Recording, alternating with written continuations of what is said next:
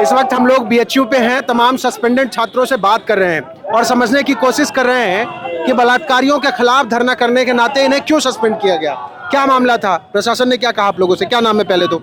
मेरा नाम इप्सिता है, मैं भगत सिंह स्टूडेंट्स मोर्चा से हूँ।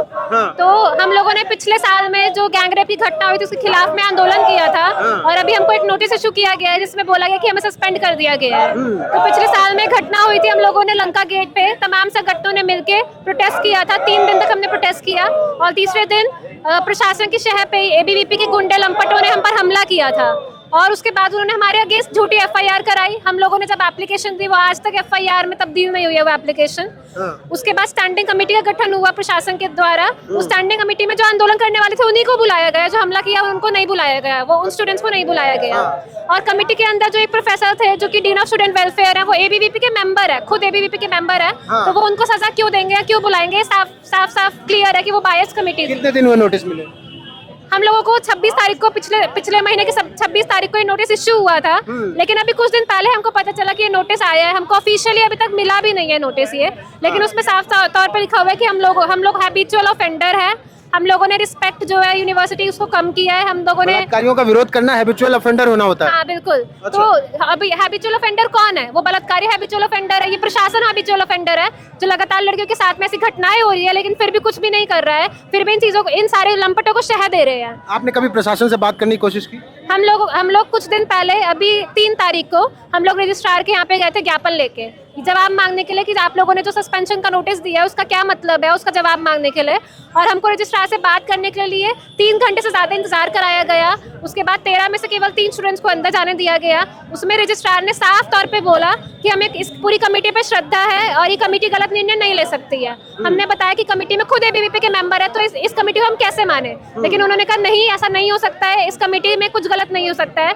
उन्होंने साफ तौर पे हमारी कोई भी बात सुनने को मना कर दिया। तो अब हम आगे क्या करें? ना तो प्रशासन हमारा सुन रहा है, पुलिस में हम लोग पिछले साल से कंप्लेंट की है, पुलिस प्रशासन भी हमारे लिए बायस्ड है और खुद जो गुंडे हैं, जो लंपट है, या मतलब जो रेपिस्ट है, यहाँ तक कि उनको भी बेल दे दी गई है, 2 रेपिस्ट को बेल दे दी गई है।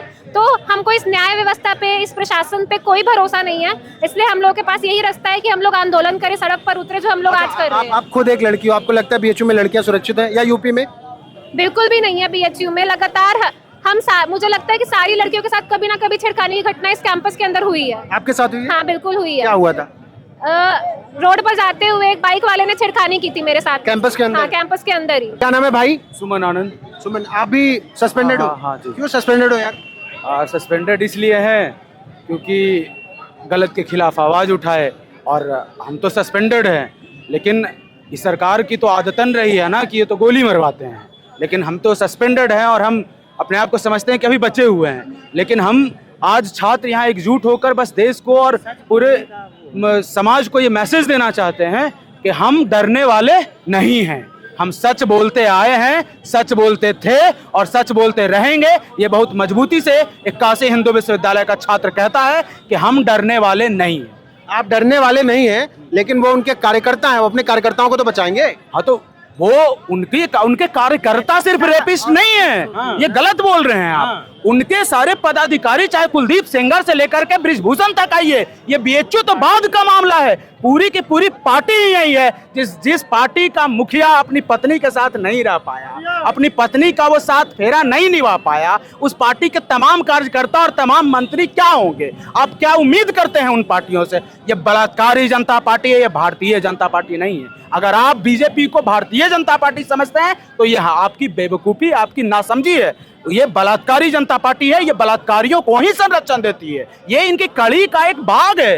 बीएचयू इनकी कड़ी का एक भाग है। बाकी इनकी कड़ी को देखिए तो कुलदीप सेंगर से लेकर के बृजभूषण और तमाम ऐसे नेता, जैसे कि आप पिछले कुछ दिनों में सुने होंगे कि एक पीड़िता, जो एक रेपिस्ट जो है, जब जेल से निकलता है पीड़िता को गोली मार देता है।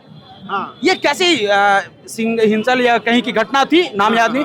तो समाज को किस तरह से बना रही है संभल की घटना थी। तो समाज को किस तरह से भारतीय जनता पार्टी बना रही है, यही सोचने वाली बात है। पर आपकी एक साथी थी, अभी खड़ी थी, उन्होंने कहा जो नोटिस आप लोगों को दिया गया उसमें प्रशासन ने कहा, मतलब जो नोटिस आपके लिए बनाया गया है, आप लोग हैबिचुअल ऑफेंडर है। देखिए, तो मैं तो बार बार तो मैं यही कह रहा हूँ ना कि अगर गलत के खिलाफ बोलना मिसकंडक्ट है अगर गलत चीजों का विरोध करना मिसकंडक्ट है, अगर पेड़ कट रहा है उसके विरोध में बोलना मिसकंडक्ट है, अगर हमारी पढ़ाई नहीं हो रही है इसके विरोध में बोलना मिसकंडक्ट है, तो साहब आप अपने डिक्शनरी को निकालिए और इसको ठीक कीजिए। ये मिसकंडक्ट नहीं, ये कंडक्ट है जो आपको करना पड़ेगा। इसके लिए हम झुकने वाले नहीं हैं और फिर मैं वही कहूंगा कि हम डरने वाले नहीं हैं। अच्छा, और कोई साथी है जो जिसको सस्पेंड किया गया, क्या कह रहे थे, कौन 5 चीजें उसमें? देखिए, हम लोग जो सस्पेंडेड हुए हैं उसमें हम लोगों के लिए बहुत बहुत मतलब नीच शब्द यूज किया गया है कि हम लोग our language is hostile to the university, what our language is hostile to the university and we do not respect our teachers and we are defaming our university and we are the habitual offenders. हमारे ऊपर BHU प्रशासन, मेरा नाम उमेश है, MA second year का छात्र हूँ, हमारे ऊपर 25 केसेस में इन्वॉल्व होने का आरोप लगाया गया है। हम आपको बताते हैं हमारे 25 केसेस क्या है। इस 2021 से मैं कैंपस में हूँ और कैंपस में जो जरूरी चीजें हैं उसके खिलाफ हम लोग हमेशा से लड़ते आए हैं। कुछ उदाहरण के तौर पर आप बता दें कि जब बीएचयू में फीस वृद्धि बढ़ाई जाती है तब हम लोग उसके खिलाफ आवाज उठाते हैं। जब बीएचयू में इसके पहले भी कई बार लड़कियों के साथ छेड़खानी, बलात्कार की घटनाएं हो चुकी है, 3 से 4 बार हम लोग उसमें भी प्रोटेस्ट कर चुके हैं। या बीएचयू में जब हृदय विभाग में डॉक्टर ओम शंकर यहाँ पर बैठते हैं, ओम शंकर मंडल, हाँ, उनके साथ जब हम लोग खड़े होते हैं तो वो भी उसमें जोड़ा गया है। इस प्रकार से मतलब जब हम लोग कुछ फीस वृद्धि के खिलाफ या बीएचयू के पर्यावरण के बचाने के लिए, महिला सुरक्षा के लिए आवाज उठाते हैं तो बीएचयू प्रशासन के लिए ये एक ऑफेंड हो जाता है और ये कहता है कि हम लोग इसमें दोषी हैं। दोषी कौन है?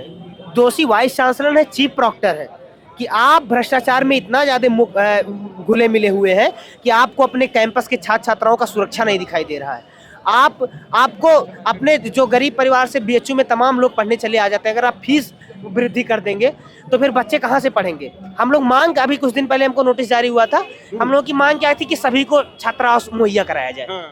इतना महंगाई, इतना खर्चा बढ़ रहा है कि बाहर कई छात्र छात्राएं रूम लेकर रहते हैं, 5,000 10,000 रुपये कमरे के किराए हो गए हैं। अगर छात्रों को रहने की सुविधा नहीं दी जाएगी, हॉस्टल नहीं दिया जाएगा तो कहाँ रहेंगे? जब हम लोग इसकी मांग करते हैं तो कहते हैं कि आपने मिसकंडक्ट किया, आपने डिसिप्लिन किया है और आपको नोटिस जारी हो रहा है, आप जवाब दीजिए आकर के। ठीक है, ये आप खुद तय करिए कि न्याय, हिस्सा और हक मांगना हैबिचुअल मिसकंडक्ट है कि नहीं है। ये मैं आपको छोड़ता हूँ। ये तमाम छात्र थे जिनसे मैं बात कर रहा था, जिन्हें बीएचयू प्रशासन ने सस्पेंड कर दिया है।